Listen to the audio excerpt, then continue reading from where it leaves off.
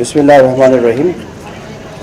উপস্থিত সাংবাদিক ভাইবৃন্দ এবং আপনাদের মাধ্যমে আমি দেশবাসীকেও বলতে চাচ্ছি, প্রথমে আমার সালাম, আসসালামু আলাইকুম।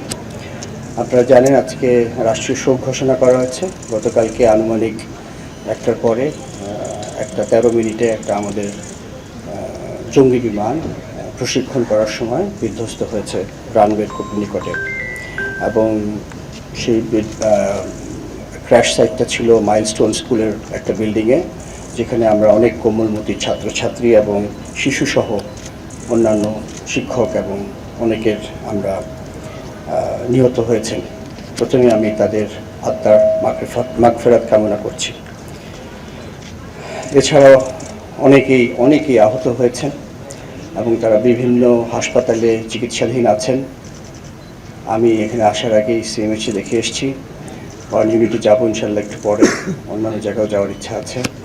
সবাই চিকিৎসাধীন আছে এবং যারা ওখানে ছিল তাদেরকে আমরা যত দ্রুত সম্ভব উদ্ধার করে এবং হেলিকপ্টার ব্যবহার করে এবং ফার্স্ট রেসপন্ডার হিসেবে সেনাবাহিনী এবং বিমান বাহিনীর উদ্ধার কর্মীরা গিয়েছিল, সাথে ফায়ার ব্রিগেড, অন্যান্য যারা ছিল সবাই তাতে রেসপন্ড করেছিল এবং আমরা যত দ্রুততম সময়ের মধ্যে সম্ভব আমরা তাড়াতাড়ি তাদেরকে এনে চিকিৎসা দেওয়ার ব্যবস্থা করেছি। এছাড়াও আমি নিহত এবং আহত সবার শোক সন্তপ্ত পরিবারের প্রতি আমার আন্তরিক সমবেদনা জানাচ্ছি আপনাদের মাধ্যমে। আল্লাহ আমাদের সকলকে ধৈর্য ধারণ করার ক্ষমতা দিন এবং এই শোক যাতে কাটিয়ে উঠতে পারি সেটাই আশা করি, সেই শক্তি যাতে আমরা পাই।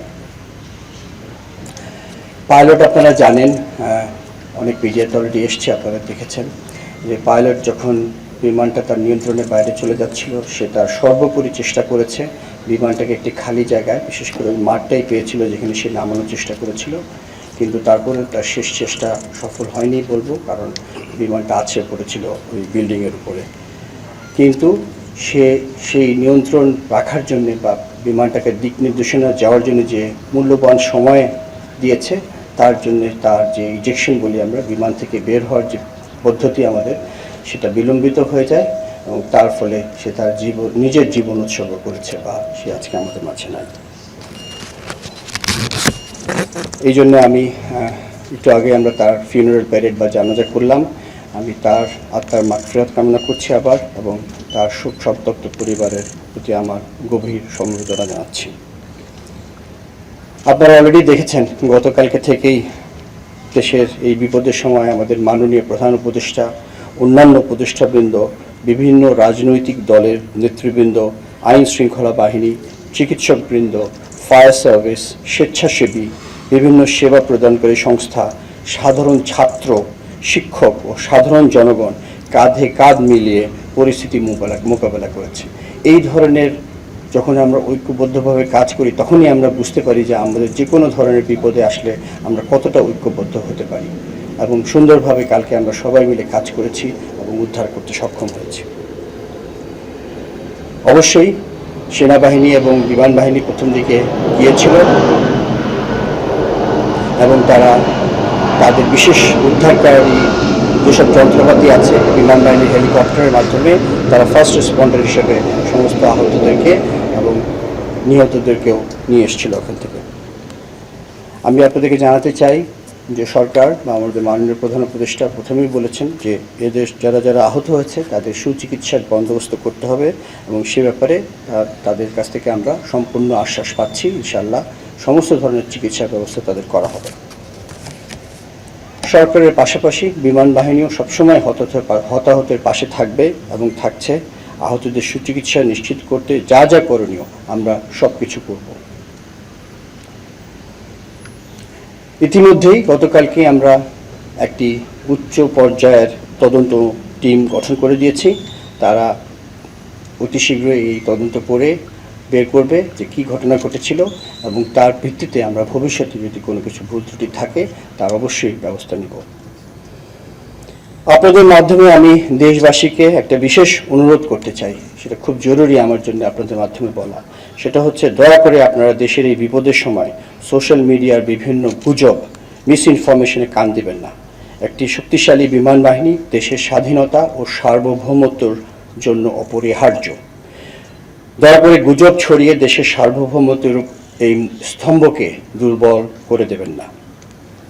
এই মর্মান্তিক দুর্ঘটনায় আপনাদের সবার মতো আমারও হৃদয় ভেঙে গেছে। আপনারা জানেন যে আমি মাত্র সফরে বেরিয়েছিলাম, একটা জরুরি সফর ছিল। আমি ওই বিমানবন্দর থেকেই সরাসরি ফিরে এসেছি আজকে সকালে। যখন সংবাদ পেয়েছি আমার বাকরুদ্ধ হয়ে গিয়েছিলাম যে অনেক দুর্ঘটনাই হয়েছে সারা বিশ্বে বিমান বাহিনীতে বা বিমান দুর্ঘটনা আমরা জানি হইতেই পারে, কিন্তু এই ধরনের একটা হয়েছিল কিছুদিন আগে আমাদের প্রতিবেশী দেশে, যেখানে জনগণ অনেক মৃত্যুবরণ করেছে। আজকে গতকালকে আমাদের দেশে একটা হয়েছে। সেই ধরনের দুর্ঘটনা খুব সচরাচর হয় না। এটা আমাদের জন্য খুবই দুঃখজনক, কিন্তু একটা কথা বলতেই হয়, যখন দুর্ঘটনা হয় সেটা আল্লাহ জানেন কেন, ভালো মন্দ কী আছে এটার ভিতরে। তবে যে অপূরণীয় ক্ষতি হয়ে গিয়েছে সেটা রিকভার করাই হবে আমাদের মূল কাজ। বা যদিও জানি এটা কোনোভাবেই পারিবারিকভাবে আমরা সম্ভব করতে পারবো না, বাট আমি যেটা বলেছি বারবার যে আমরা তাদের পাশে থাকবো। আমরা সম্মিলিতভাবে অনেকেরই কষ্ট কিছুটা হলেও লাঘব করতে সক্ষম হব ইনশাআল্লাহ। আহতের সুচিকিৎসা এটাই এখন আমার মনে হয় সবচেয়ে জরুরি। যারা আমাদের মাঝে এখনও অসুস্থ হয়ে আছেন বা আহত হয়ে আছেন তাদেরকে আমরা সর্বাত্মক চিকিৎসা প্রদান করব এবং তারা যাতে সম্পূর্ণভাবে সুস্থ হয় সেটাই আমাদের মূল লক্ষ্য। এই বিষয়ে আমি আপনাদের সকলেরও বা যারা আছেন সবার সহযোগিতা কামনা করছি। আরেকটা কথা আমি বলতে চাই আপনাদের মাধ্যমে to the international media that the same thing which you have heard, the incident has taken place and we are doing our inquiry. It was a very